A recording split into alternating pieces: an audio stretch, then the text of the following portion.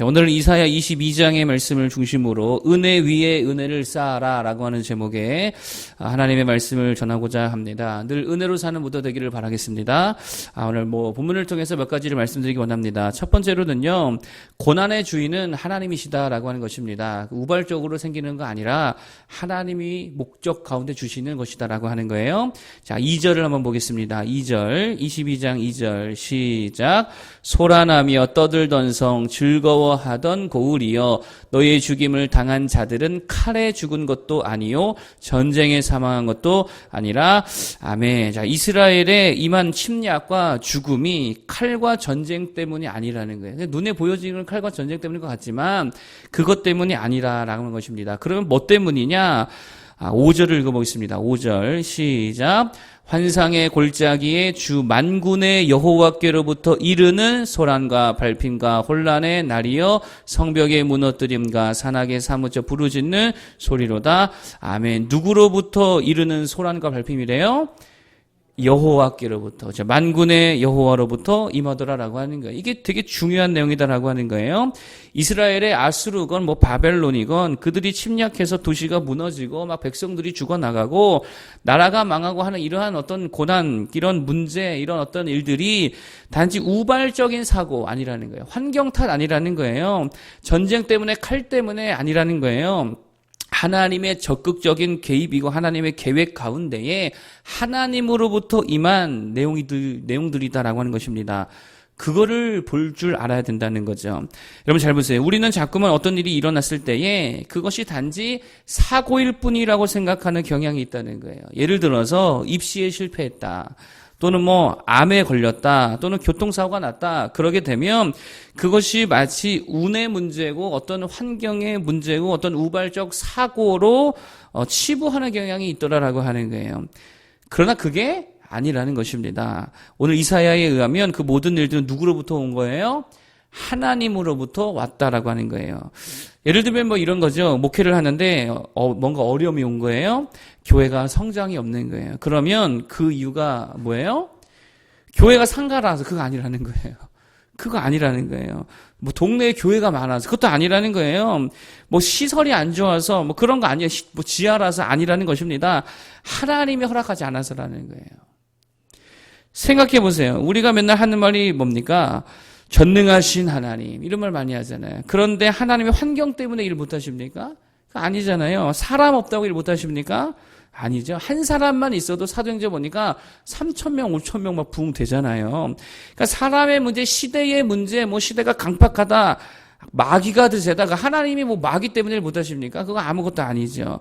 그냥 하나님의 뜻 가운데 하나님께서 허락하지 않으셨다라고 하는 거예요. 적극적으로 말하면 하나님이 그렇게 하셨다라고 하는 것입니다. 그렇다라고 한다면 우리가 그런 문제나 고난의 상황 속에서 가장 먼저 해야 될 게 무엇입니까? 하나님께 물어야지요. 하나님, 목적이 무엇입니까? 이유가 무엇입니까? 하나님께 엎드려야죠. 하나님으로부터 구하고 찾아야 될 줄로 믿습니다. 환경 고친다고 될 게 아니라는 거예요. 하나님께 먼저 무릎 꿇어 부르짖는 모습들이 다 되어야 될 줄 믿습니다. 그게 먼저라는 거예요. 우리들 다 마찬가지라는 거예요. 크든 작든 문제가 생겼을 때 그게 누구로부터 왔다는 거예요? 하나님으로부터 왔다는 것입니다. 그런 무조건이죠. 먼저는 하나님께 엎드려 기도해야 될 줄로 믿습니다. 그러면 하나님이 기도하는 자에게 은혜를 부어주시고, 은혜가 부어지면 어떤 상황 속에서라도 일어날 수 있을 줄로 믿습니다. 하나님 환경을 바꾸시든지 내 수준을 올리시든지 하나님이 하나님의 일들을 행하신다라고 하는 거예요. 하나님을 먼저 찾는 자들 되기를 간절히 부탁드리겠습니다. 두 번째로 오늘 이사야 22장 통해 말씀드리기 원하는 게 뭐냐? 하나님의 잣대는 이중잣대다라고 하는 거예요. 무슨 말입니까? 이방인들을 바라볼 때의 잣대가 다르고요, 이스라엘을 바라보실 때의 잣대가 다르시더라라고 하는, 이스라엘에 대해서는 훨씬 더 하나님의 기준이 엄격하고 그들에 대해 기대하는 바가 클까요, 작을까요? 훨씬 더 크다라고 하는 거예요. 11절인데요. 한번 읽어보겠습니다. 11절 시작. 너희가 또 옛 모세의 물을 위하여 두 성벽 사이에 저수지를 만들었느니라. 그러나 너희가 이를 행하신 이를 앙망하지 아니하였고 이 일을 옛적부터 경영하신 이를 공경하지 아니하였느니라. 아멘. 공경하지 아니하다. 이거 이방인들에게 이런 표현 안 쓰시거든요. 이방인들에게는 항상 어떤 것으로 하나님께서 징계하시냐? 너희가 정의를 행하지 않았다. 공의를 행하지 않았다. 백성을 압제했다. 고아와 과부를 돌보지 않았다. 뭐 이런 것들을 가지고 하나님께서 그들에게 심판하시죠. 근데 이스라엘에는 거기에 플러스 더 있다는 게 그게 뭐예요? 신앙적 성장, 성숙을 바라시고 있다는 거예요. 여러분, 그게 선지서들의 특징입니다. 이방인들에 대해서 이런 말씀 안 하십니다. 이스라엘에게만 하시는 말씀이라는 거예요. 너희가 하나님을 공경하지 아니하였다. 너희가 더 잘 믿지 아니하였다. 더 하나님의 앞에 율법과 그 언약을 준행하지 아니하였다. 그리고 그 기준에 부합하지 않았을 때에 징계를 내리시더라라고 하는 것입니다. 쉽게 말하면 이런 겁니다. 하나님께서요, 새신자에게 바라시는 기대가 따로 있고요. 세례교인에게 바라시는 기대감이 따로 있고, 집사, 권사, 장로, 전도사, 목사에게 각각 바라시는 기대가 다르다는 거예요. 그리고 그 기준도 각각 다르게 적용하신다라고 하는 것입니다. 그래서 내 말이 아니라 성경의 말씀이죠. 누가복음에 보면 이런 말씀이, 12장에 보면 이런 말씀이 있어요. 주인의 뜻을 알고도 준비하지 아니하고 그 뜻대로 행치 아니한 종은 많이 맞을 것이요. 알고도 준비하지 않고 알고도 행하지 아니한 종은 어떻게 맞는다고요? 많이 맞는다고요. 그러니까 우리가 신앙생활 오래 할수록 하나님의 기대가 커요, 작아요? 크죠. 직분 받으면 커요, 작아요? 더 크다는 것입니다. 그래서 뒤에는 이렇게 말해요. 이렇게 말합니다. 알지 못하고 맞을 일을 행한 종은 적게 맞으리라. 무릇 많이 받은 자에게는 많이 찾을 것이요 많이 맡은 자에게는 많이 달라 할 것이니라. 이 주님이 진행하신 말씀이 기준이 다르다는 거예요. 이런 거죠. 새신자가 새벽 예배 안 한다고 하나님이 섭섭하게 생각하지 않으시는 것 같아요. 그런데 권사님, 장로님, 목사님께서 새벽 예배 안 하신다. 그럼 하나님 섭섭하게 여기시죠. 야, 그 직분으로 너는 새벽에 기도도 안 하니. 뭐 사람도 마찬가지 아닙니까? 3살짜리 어린아이에게 바라는 것과 30살짜리 청년들에게 바라는 게 같아요, 달라요? 다르잖아요. 그게 인지상정이죠. 그러면 우리 어떻게 해야 됩니까? 그거에 맞도록 하나님께서 나에게 주시는 기대에 맞도록 살아야죠. 어른이면 어른답게 살아야죠. 영적으로 성숙했으면 그 성숙한 만큼의 하나님 기대하신 것에 부합하도록 자꾸 나를 더 늘리고 키우고 성장시키고 그래야 될 줄로 믿습니다. 그런데 오늘날에 많은 이들이 어떻게 합니까? 그거 싫어가지고 성장을 거부하고 있다는 거예요. 저 그냥 어린아이 있을래요? 3살 배기 아이로 있을래요? 왜요? 성장하면 기대만 커지니까 그게 싫다는 거죠. 그래서 스스로 발을 빼고 일부러 일하지 아니하고 일부러 직분도 고사하는 모습이 오늘날의 실정이더라라고 하는 것입니다. 죄송합니다. 그 되게 하나님 앞에 악한 모습이라는 거예요. 성장하고 성장하는 만큼 또 기대받는 만큼 그렇게 살아갈 수 있는 모두가 되길 바라겠습니다. 그게 하나님 원하시는 모습이죠. 하나님의 잣대 다르다라는 걸 기억하시길 바랍니다. 그렇게 꼭 하나님의 기대에 부응할 수 있는 모두들이 바라겠습니다.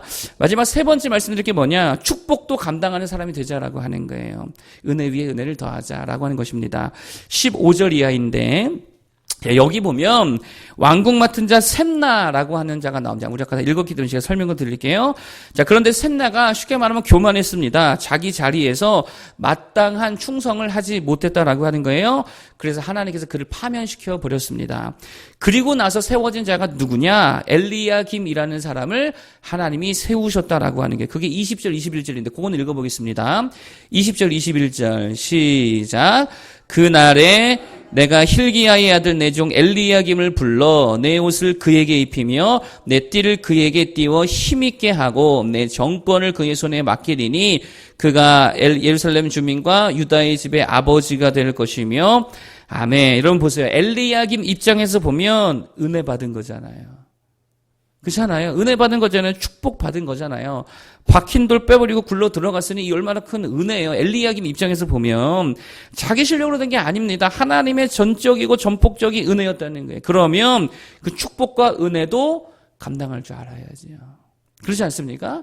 자, 그런데 25절에 보니까 이거 엘리야김에 대한 이야기인데 25절에 뭐라고 말하냐 한번 보겠습니다. 25절 시작. 만군의 여호와께서 이르시되 그 날에는 단단한 곳에 박혔던 못이 사그리니 그 못이 부러져 떨어짐으로 그 위에 걸린 물건이 부서지리라 하셨다 하라. 나 여호와의 말이니라. 아멘. 단단한 곳에 박혔던 못이 원래 엘리야김이었거든요. 근데 그 못이 어떻게 된대요? 사가서 부러져 버리고 거기에 걸린 영광과 모든 자손들의 어떤 그런 것들도 다 같이 무너져 내리더라는 거예요. 무슨 말이에요? 하나님이 주신 은혜와 축복을 감당 감당하지 못하고 타락해버렸다라고 하는 거예요. 여러분, 이런 모습이요, 요셉과 다윗과 되게 대조되는 모습이다라고 하는 것입니다. 요셉도 다윗도 그들이 뭐 자기 실력으로 됐습니까? 아니죠. 하나님의 은혜로 총리가 되고 왕이 되고 권세자가 되었습니다. 그런데 그들은 그 하나님이 부으신 은혜를 감당하잖아요. 더 잘 믿고 더 잘 섬기고 더 많이 기도하고 더 하나님을 설려하니까 하나님이 더 은혜를 주시더라라고 하는 것입니다. 여러분, 축복받은 후에도 하나님을 더 신실하게 섬기려 했다라고 하는 거예요. 그러니 그게 감당이 되고 은혜 위에 은혜가 임하게 되더라라고 하는 거예요. 근데 많은 사람들이 어떻습니까? 축복받은 거 가지고 오히려 하나님을 더 멀리 하더라는 거예요. 취직시켜줬더니 은혜도 모르고 주일도 하나 못 지키고, 부유하게 해줬더니 그 돈 가지고 맨날 자기 여행 가는 데나 쓰고 주의 일은 하나도 안 하고 자기 배만 재우고, 세상에서 지식과 지혜를 더해줬더니 교만 하여져가지고 기도도 하지 않고 이상한 소리나 해야 되고, 뭐 기독교가 기도하는 종교 아니라 이상한 소리 하더라고요, 지식인들이. 그러니 결국 받은 축복 다 까먹고 오히려 망조가 들더라라고 하는 것입니다. 축복을 더 잘 감당하는 자를 되기를 바라겠습니다. 축복받고 은혜 받을 때 더 많이 하나님 앞에 드려야지요. 아니, 없을 때 생각하면 조금이라도 더 주셨을 때에 더 넉넉할 수 있잖아요. 더 많이 주의 일을 하고 더 많이 기도하고 더 많이 예배하고 더 많이 받은 은혜 생각하면서 은혜 많이 베풀 수 있는 모두가 되길 바라겠습니다. 그러면 받은 은혜 위에 은혜가 더 쌓이게 돼서 더 많은 축복과 은혜로 살아갈 수 있는 모두가 될 수 있는 줄로 믿습니다. 그렇게 은혜 위에 은혜를 쌓아갈 수 있는 은혜와 축복도 감당하는 모두가 되기를 바라겠습니다. 자, 오늘 세 가지를 말씀드렸습니다. 첫 번째, 고난의 주인은 주님이시다 그랬죠. 그 우발적인 거 아닙니다. 환경 때문 아니라 그랬어요. 하나님이 허락하신 겁니다. 그러면 고난할 때 먼저 우리가 해야 될 게 뭐냐? 하나님께 엎어져야 되겠죠. 기도해야 되겠죠. 하나님을 찾는 모두가 되기를 바라겠습니다. 두 번째, 하나님의 잣대는 이중잣대라 그랬어요. 성장한 자에게는 더 많은 것을 요구하시는 게 당연합니다. 그러면 우리는 어떻게 됩니까? 더 성장하고 또 그거에 맞는 기대 받는 대로 부응하도록 해야 될 줄 믿습니다. 아예 성장을 하지 않으려 하는 거, 그거 되게 악한 모습이라 그랬죠. 더 그릇을 키우고 믿음을 키우고 헌신을 키워서 하나님의 기대에 부응하는 모두가 되길 바라겠고, 세 번째, 축복도 감당해 낼 줄 아는 자를 되길 바라겠습니다. 고난만 감당하지 말고 축복의 때에도 더 기도하고 더 많이 하나님께 나아가야 되겠지요. 하나님 더 많이 의지하고 더 많이 예배하고 더 많은 주의 일들을 감당하여서 은혜 위에 은혜를 쌓아갈 수 있는 모두가 되기를 바라겠습니다. 기도하겠습니다.